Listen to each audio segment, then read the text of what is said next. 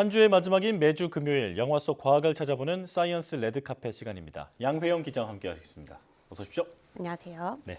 자, 2024년 새해 처음으로 소개해 주실 영화는 뭔가요? 네, 이 지난해가 사실은 이 월트랑 로이 디즈니가 디즈니 스튜디오를 세운 지 100년이 되는 해였습니다. 그래서 네. 이 디즈니가 지난 2023년 1년 동안 100주년을 맞이해서 뭐 영화, 그다음에 책 이벤트 등을 굉장히 많이 기획을 했었는데요. 네. 그 여정의 마지막 영화죠. 이 디즈니 100주년 기념 뮤지컬 애니메이션 위시를 이번에 준비해 왔습니다. 아, 네. 캐릭터 왕국 디즈니의 100주년 기념 영화라고 해서 네. 저도 기대하고 있는 영화인데 직접 보셨잖아요. 네. 자, 어떤 내용인가요? 네, 우선 이 영화의 배경이 되는 곳부터 먼저 설명을 드려야 될 것 같은데 네. 마법의 왕국 로사스라는 곳입니다.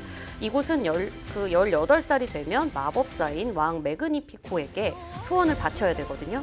그러면 이제 소원을 바치고 나면 자신의 소원이 무엇이었는지를 잊어버린 채 평범한 일상을 살게 될 수 있는 곳입니다. 네. 이 왕은 한 달에 한 번씩 소원을 뽑아서 추첨식을 열고 사람들의 간절했던 소원을 한 개씩 이루어주는 이벤트를 여는데요. 네. 소원을 이루어주는 왕 덕분에 이 로사스 사람들이 행복해하는 모습들이 많이 나오고요.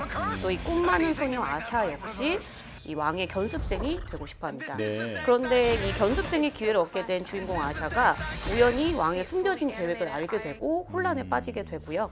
왕의 계획을 막아야겠다라고 마음을 먹고 아샤는 별을 보고 소원을 빌게 됩니다. 네. 아주 강력한 아샤의 소원이 무한한 에너지를 가진 별을 하늘에서 내려올 수 있게 만들고 이 특별한 별과 함께 아샤가 어둠의 마법에까지 손을 대게 된 왕과 맞서 싸우면서 잃어버렸던 소원을 되찾게 되는 이야기를 그리고 있습니다. 네. 그러니까 좋은 왕이 아니었군요. 네. 네. 자, 스토리가 정말 매력적인데 실제로 영화도 재밌을지 궁금한데 보통 그 기준이 되는 게 있잖아요. 네. 겨울 왕국만큼 재밌나요? 우선 저는 개인적으로 디즈니의 아주 오래되고 큰 팬이라는 걸 먼저 네. 밝히고요. 네네. 그래서였는지 사실 기대가 좀 컸었을 수도 있어요, 개인적으로. 그리고 또 100주년 기념작이라는 어떤 왕관의 무게가 씌워진 작품이라서 네. 이 제작진들 역시 그게 조금 부담이 됐었는지 사실 조금은 아쉬움이 남는 작품이었습니다. 뭐 캐릭터, 스토리, 그다음에 노래까지 좋긴 합니다. 네. 그런데 이른바 한 방이 없다. 이렇게 그래요? 말할 수 있는데요.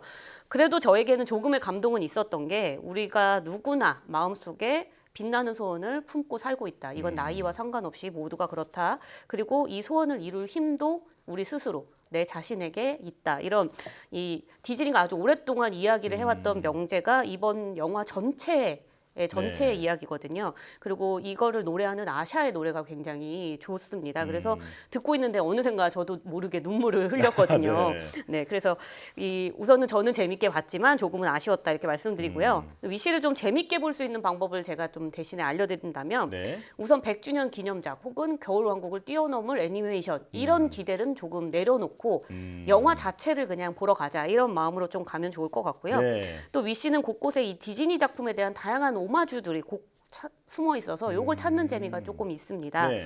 뭐 피터팬과 정글북에 나오는 곰, 또 아기 사슴 밤비 등 이 매그니 관련된 캐릭터들이 좀 많이 나오고요. 또 매그니피코 왕이 백설공주의 이 왕비처럼 거울을 보면서 누가 세상에서 제일 잘생겼지? 막 이런 이야기를 하거든요. 네. 이런 재미있는 이전에 우리가 디즈니 만화를 봤을 때 봤던 장면들과 같은 것들이 굉장히 많이 숨어 있어요. 그래서 재미를 위해선 여기까지만 이야기하겠지만 네네. 영화관을 만약에 직접 찾아서 보신다면 이런 오마주들을 찾는 재미도 은근히 감동적이고 또 친근감을 좀 높이는 포인트가 되지 않을까 싶습니다. 지금 영상을 또 통해서도 잠깐 봤는데 디즈니 캐릭터를 잘 알면 알수록 숨겨진 재미를 찾을 수 있을 것 같습니다. 네, 맞습니다. 그리고 또 디즈니 팬이라면 한 가지 더 엔딩 크레딧을 빼놓지 말고 끝까지 보기를 좀 추천드리고 싶은데요. 예. 우선 엔딩 크레딧이 올라가는 내내 이 제작진의 이름 옆으로 이 디즈니의 그동안의 캐릭터들이 이제 그려져가지고 그 디즈니들의 캐릭터를 또 보는 맛이 있고요. 그리고 네. 또 마지막에는 숨겨둔 아주 감동적인 쿠키 영상이 나오기 때문에 끝까지 객석에 남아 계시길 추천드립니다. 네, 이제 워낙 오래된 캐릭터들이다 보니까 사람처럼 느껴져서 또 더 감동이 되지 않을까 이런 네. 생각이 드는데요. 자, 그런데 영상을 보니까 그 별 캐릭터가 있던데 네. 이 별 캐릭터는 그림체도 디즈니랑은 조금 다른 것 같더라고요. 네, 맞습니다. 이 위시의 엔딩 크레딧을 이제 제가 봤을 때 한국 이름이 굉장히 좀 종종 눈에 띄었는데 네. 알고 보니까 이 한국인 애니메이터들이 이번 영화에 굉장히 많이 참여를 했고 특히 말씀하신 이 별 캐릭터도 네. 한국인 애니메이터 그러니까 윤나라 애니메이터가 직접 그렸다고 합니다. 네. 그는 이 위시를 제작할 당시에 둘째 딸이 1살이었다고 해요. 예. 근데 이 둘째 딸의 움직임을 자주 관찰했었는데 특히 온몸으로 까르르 웃는 모습이 마치 별 모양처럼 보였던 그 순간을 이 영상으로 찍어놓고 그게 네. 기억이 나서 이 별 움직임을 작업을 할 때 참고를 해서 아이의 모습처럼 네. 많이 표현을 했다고 합니다. 그렇군요. 말씀을 듣고 다시 캐릭터를 보니까 정말로 아이 같은 느낌이 듭니다. 네, 맞아요.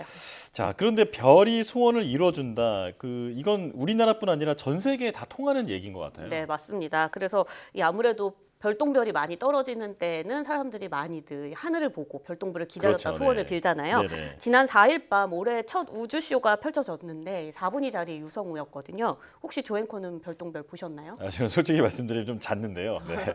그런데 이제 구경하러 간 분들 얘기를 좀 들어봤는데 생각보다 많이 못 봤다라는 얘기를 하시더라고요. 이게 그 시간당 80개 정도 떨어진다고 해서 기대를 했는데 몇 개는 못 봤다라는 얘기 들었습니다. 네, 맞아요. 이게 이 국제 유성 기구나 뭐 한국 천문 연구원에서 발표하는 시간당 최대 80개 뭐 이런 네. 식의 어떤 개수는 극대 시기. 그러니까 유성이 가장 많이 떨어질 것으로 예상되는 시간일 때 시간당 최대로 떨어지는 개수를 이야기를 하는 거거든요. 네.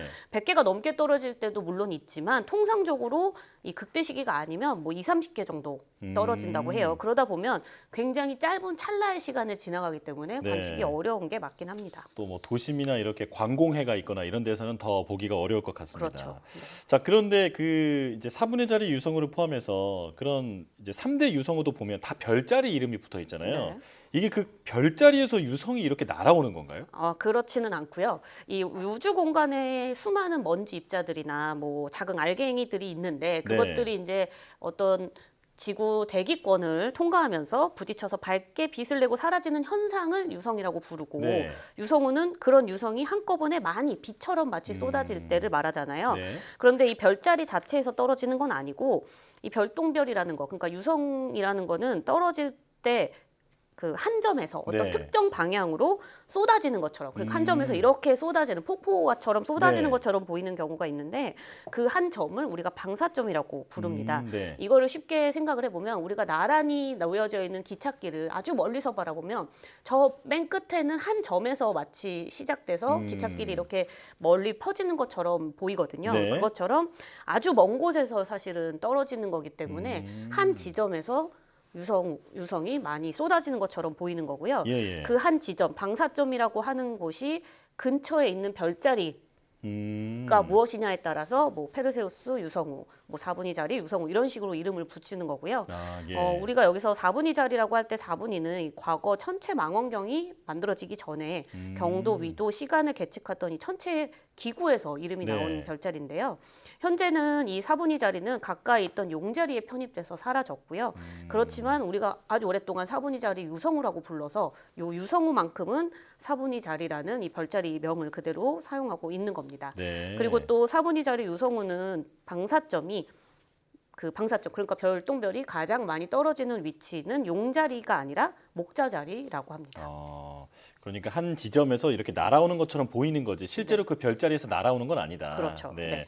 자, 그렇다면 어떻게 매년 비슷한 시기에 같은 위치에서 이런 유성우가 반복되는지도 궁금하거든요. 네. 이 소행성이나 이 해성 같은 경우에는 태양을 공전하는 과정에서 뭐 얼음이나 먼지 등을 떨어뜨리면서 자신이 지나간 궤도에 흔적을 남깁니다. 이렇게 만들어진 이 잔해물이나 뭐 우주 먼지들 사이를 지구가 공전하는 과정에서 지나가는 거게 되거든요. 그러면은 이 우주 공간에 있는 작은 알갱이들이 지구 중력에 끌려와서 그러고 대기와 마찰을 일으켜서 빛을 내고 사라지는 유성의 현상이 일어나는 건데요. 예. 뭐 소행성이든 해성이든 각 천체는 고유의 궤도를 가지고 돌고 있기 때문에 특정 위치에 잔해물이 계속 남아있게 되고 지구 역시 태양을 주변으로 특정 궤도를 계속 매년 똑같은 궤도를 돌잖아요. 네. 그러니까 이 특정 천체가 남겨놓은 잔해 구름을 지구는 매년 같은 시기에 통과하게 되는 거죠. 예. 그래서 매년 같은 시기에 똑같은 위치에서 유성우가 떨어지는 걸 볼 수 있는 겁니다. 공전의 그 이제 비밀이 담겨 있었네요. 네. 자, 여기까지 들어야 될 것 같은데요. 별에게 소원을 빌면서 벌어지는 일들을 담은 애니메이션 위시 이야기로 별똥별 얘기까지 해봤는데 별똥별도 그렇고 영화도 꼭 보러 가야겠습니다. 자, 양회영 기자 함께했습니다. 고맙습니다.